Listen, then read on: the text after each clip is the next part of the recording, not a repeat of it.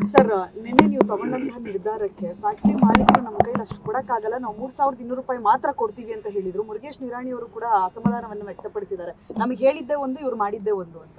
ಏನಿಲ್ಲ, ಅವ್ರು ಎದುರುಗಡೆನೆ ಹೇಳಿರೋದು ಒಂದು, ಮಾಡಿರೋದು ಒಂದಲ್ಲ. ಅವ್ರು ಹೇಳಿದ್ದೀನಿ.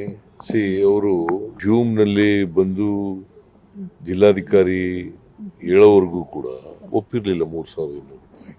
ಜಿಲ್ಲಾಧಿಕಾರಿ ಬಂದು ಹೇಳಿದ ಮೇಲೆ ಒಪ್ಕೊಂಡ್ರು. ನಾನು ಭಾಳ ಸ್ಪಷ್ಟವಾಗಿ ಹೇಳಿದ್ದೀನಿ, 50 ರೂಪಾಯಿನ ಫ್ಯಾಕ್ಟ್ರಿಯವ್ರು ಕೊಡಬೇಕು, ಸರ್ಕಾರ 50 ರೂಪಾಯಿ ಕೊಡ್ತದೆ.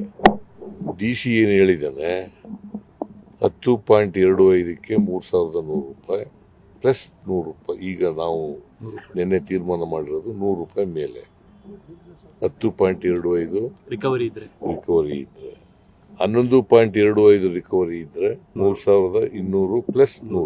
DC 3,200 ಹೇಳಿದ್ರು, ಬೆಳಗಾವಿ DC, ಅದ್ರ ಮೇಲೆ 100 ರೂಪಾಯಿ, ಅಂದ್ರೆ 3,300 ರೂಪಾಯಿ. ಆದೇಶದಲ್ಲಿ ಅದನ್ನ ಉಲ್ಲೇಖ ಮಾಡ್ತೀರಾ ಅಂತ ಸರ್? ಅವ್ರ ಮಾಲೀಕರು ಕೊಡಕ್ಕಾಗಲ್ಲ ಅಂತ ಆದೇಶದಲ್ಲಿ ಉಲ್ಲೇಖ ಮಾಡಿ ರೈತರು ಕೊಡ್ಸೋ ಕೆಲಸ ಮಾಡಿ. ಈಗ ಆದೇಶ ಇಶ್ಯೂ ಆಗ್ತದೆ, ಅಲ್ಲಿ ಹೋಗಿ ರೈತರಿಗೆ ನಮ್ಮ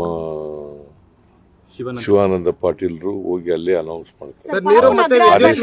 ನೀರು ಮತ್ತೆ ವಿದ್ಯುತ್ ಮೇಲೆ ರಿಯಾಯಿತಿ ಕೊಟ್ಟರೆ ಮಾತ್ರ, ತೆರಿಗೆ ಕಡಿಮೆ ಮಾಡಿದ್ರೆ ಮಾತ್ರ ನಾವು ಸರ್ಕಾರದ ಆದೇಶ ಅದಕ್ಕೆ ಮೀಟಿಂಗ್ ಮಾಡ್ತೀನಿ ಅಂತ ಹೇಳಿದ್ದೀನಿ. ನಿಮ್ದೇ ಜಾಸ್ತಿ ಆಗ್ಬಿಟ್ಟದ್ರಿ. ನೀವು ಯಾರ ಪರ ನೀವು ಹೇಳೋದು? ರೈತರ ಪರನ ಯಾರ ಪರ ನೀವು? ರೈತರ ಪರನೇ ಸರ್. ಶುಗರ್ ಫ್ಯಾಕ್ಟರಿ ಪರ ಇದ್ದ ಕಾಣಿಸುತ್ತೆ ನೀನು, ಶುಗರ್ ಫ್ಯಾಕ್ಟರಿ ಪರ ಇದ್ದ ಕಾಣಿಸುತ್ತೆ ನೀನು. ನೋಡಪ್ಪ, ಅದಕ್ಕೆ ಏನಂತ ಹೇಳಿದ್ದೀನಿ, ಸರ್ಕಾರ ಬೇರೆ ವಿಚಾರಗಳ ಬಗ್ಗೆ ಒಂದು ಸಪರೇಟ್ ಮೀಟಿಂಗ್ ಮಾಡೋಣ ಅಂತ ಹೇಳಿದ್ದೀನಿ, ಅದ್ರಲ್ಲಿ ಚರ್ಚೆ ಮಾಡೋಣ. ಸರ್, ಪರಪ್ಪನ ಅಗ್ರಹಾರದಲ್ಲಿ ರಾಜ್ಯಾದ್ಯಂತ ಸಿಗ್ತದೆ ಸರ್. ಉಮೇಶ್ ರೆಡ್ಡಿ ಇರಬಹುದು, ವಿಡಿಯೋ ಕೂಡ ವೈರಲ್ ಆಗಿದೆ ವೈರಲ್ ಆಗಿದೆ ಸರ್. ಗೊತ್ತಿಲ್ಲ ನನಗೆ, ಕೇಳಿ ಹೇಳ್ತೀನಿ. Okay sir.